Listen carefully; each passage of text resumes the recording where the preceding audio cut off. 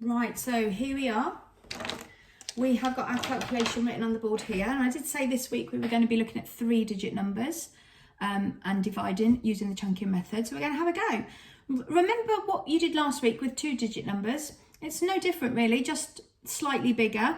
So we're just going to have to think about the multiples that we're going to try and take away, the chunks that we're going to try and take away.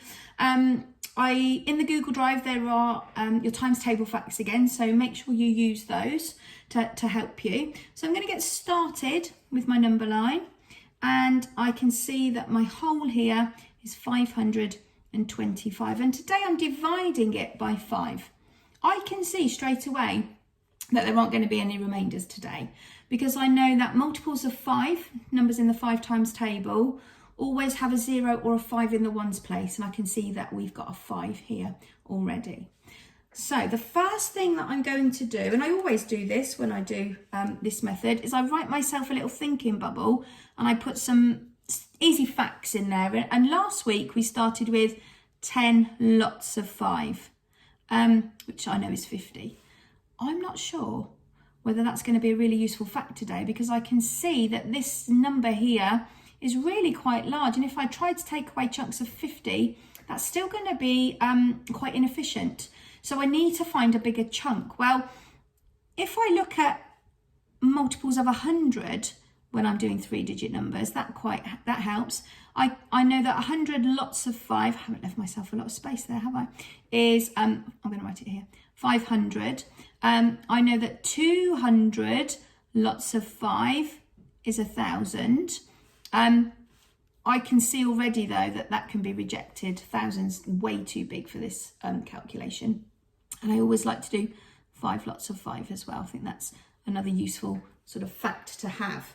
So I can see I've got a really useful fact here already. I've got 100 lots of 5 is 500. So I'm going to take away one big chunk, a chunk of 100 lots of 5. So I'm going to subtract 500 straight away. It's really nice to work in multiples of 10 and 100 because they are friendly numbers to add and subtract. I can see here that the only digit that's going to change is my hundreds digit, because I had got 0 in the tens and 0 in the ones. So I can quickly do that in my head. I could do a mental calculation. I don't have to write a column subtraction down. I know that 525 subtract 500 is going to leave me with 25. I can see, I'm quite lucky, the facts that I've written down today are really helpful. I can see that on my thought bubble, I've got the fact 5 lots of 5 equals 25. You might not have the fact that you need here. You might need to go to your times table sheet to help you. But you're looking at the fact that's closest to what you've got left here on your number line, but not more than it. So it's the one that's less than it, but closest to it. But I can see here, I've got 5 lots of 5, which is 25, which I'm going to take away. Just going to write my 500 in there. There we go.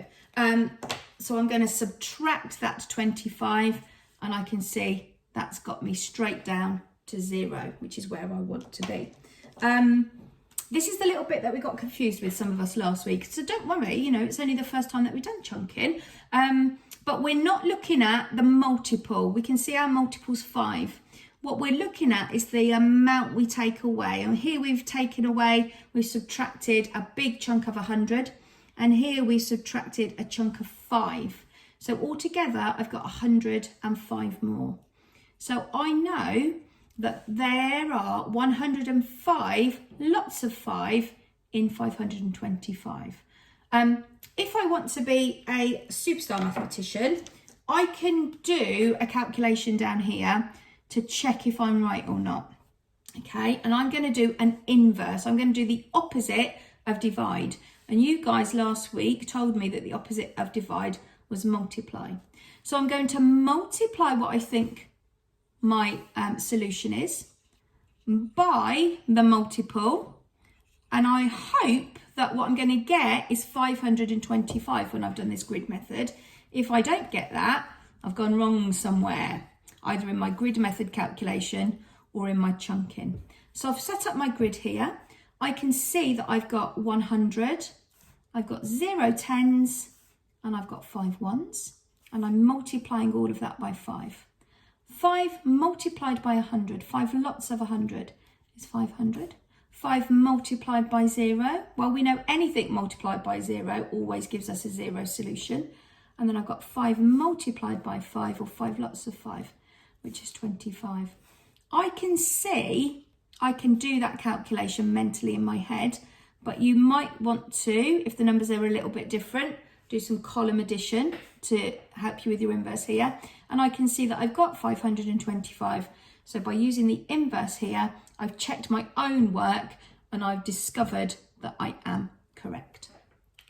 So there are a few for you to have a go at on the in the folder on the Google Drive. So choose your challenge today. Don't make it too easy for yourself.